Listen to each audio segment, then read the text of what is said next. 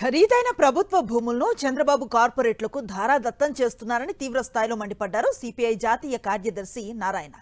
Bill Gates ని అమరావతికి తీసుకువచ్చి రైతులకు అనుకూలమని మోసం చేస్తున్నారని దుయ్యబట్టారు.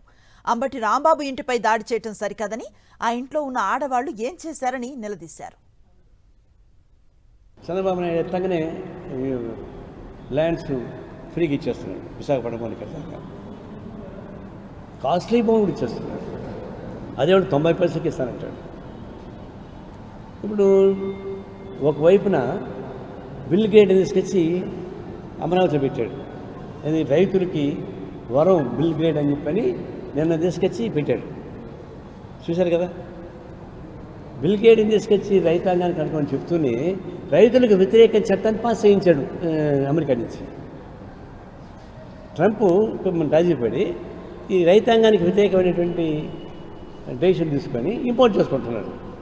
అంటే రైతాంగానికి అన్యాయం చేసే పద్ధతుల్లో ట్రంప్ ద్వారా రాజీపడినటువంటి మన దేశం ఇప్పుడు చంద్రబాబు నాయుడు బిల్ క్లింటన్ తీసుకొచ్చి ఇది పెట్టి రైతులకు న్యాయం చేస్తూ ఉంటాడు. ఎవరిని మోసం చేయను, కానీ చంద్రబాబు ఎవరిని మోసం చేస్తున్నాడు?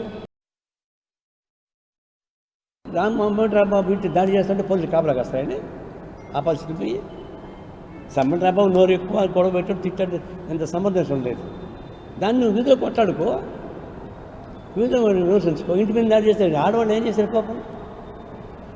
మహిళలు వాళ్ళకేం తెలుసు? మగవాళ్ళు బయట ఏమో చేస్తాడు, వాళ్ళకేం తెలుసు పాపం. ఇంటి మీద దాడి చేయడం, ఇల్లు తగలబెట్టడం అనేది ఇన్హ్యూమన్. ఆడవాళ్ళు మహిళల్ని కించపరచడం, అవమానపరచడం.